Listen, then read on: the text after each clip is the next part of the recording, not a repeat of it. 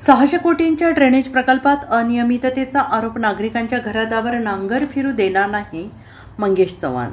सांगली महानगरपालिकेच्या सुमारे 600 कोटी रुपयांच्या स्ट्रॉम वॉटर ड्रेनेज प्रकल्पातील जवळपास 20% काम चुकीच्या पद्धतीनं सुरू असून या कामामुळे नागरिकांच्या घरादारावर नांगर फिरू देणार नाही असा इशारा विरोधी पक्षनेते मंगेश चव्हाण यांनी दिला आहे.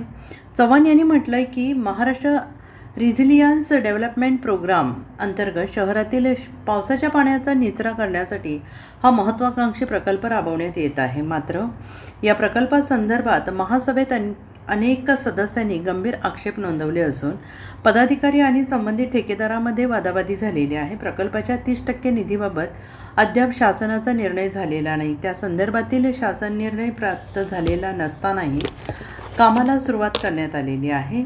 शासनाने मित्रा संस्थेची नियुक्ती केल्याचं सांगितलं जात असलं तरी त्याबाबतचे नियुक्तीपत्र महासभेसमोर सादर करण्यात आलेलं नाही. तसेच महासभेतील सूचनानुसार आराखड्यात कोणते बदल करण्यात आले याची माहिती प्रशासनाने दिलेली नाही. संबंधित ठेकेदाराची पात्रता, अनुभव आणि यापूर्वी केलेल्या कामांचा तपशील सभागृहापुढे मांडण्यात आलेला नाही. प्रकल्पाला अंतिम दरमान्यता नाही, सुरक्षा अनामत किंवा बँक गॅरंटी नाही, करारनामा झालेला नाही, अधिकृत वर्क ऑर्डर देण्यात आलेली नाही. असं असतानाही ठेकेदाराकडून काम सुरू करण्यात आलेलं आहे असा आरोप चव्हाण यांनी केलेला आहे.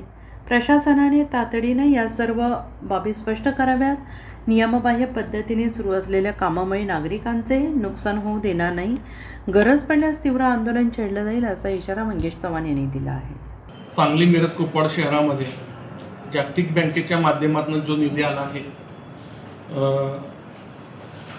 महापालिका क्षेत्रातील पाणी निचरा करण्यासाठी ज्या गटरीसाठी निधी आला आहे तो निधी शासनाकडून महापालिकेला अजून प्राप्त झाला नाही. जो शासनाचा निधी आहे 30%, आणि हा निधी प्राप्त व्हायच्या आधी कोणत्याही प्रकारची तांत्रिक मान्यता ह्या ठेकेदारानं न घेता काम चालू करणं हे बेकायदेशीर आहे. महासभेची किंवा स्टँडिंगची दरमान्यता घेणे गरजेचं होतं, तर तो न घेता जागेवर जाऊन काम करणं आणि त्या ठिकाणी संबंधित पदाधिकारी जाऊन त्या दोघांच्यात वाद होणं हे कुठंतरी महापालिकेला काळीमा फासण्यासारखा प्रकार काल घडला आहे. तर माझी आपल्या माध्यमातून विनंती आहे, DPR मध्ये महापालिकेनं जर का चेंज नाही केलेत, बदल नाही केलेत, तर एक काँग्रेस पक्ष म्हणून हा झालेला चुकीचा DPR जो लोकवस्तीतून जातो, जो नागरिकांच्या प्रायव्हेट जागेतून जातो, हा कुठंतरी बदलून जो योग्य जागेतून पाणी निचरा करण्यासाठी केला पाहिजे. तसं न करता एखाद्या ऑफिसमध्ये बसून हा केलेला DPR प्रशासनानं बदलावा.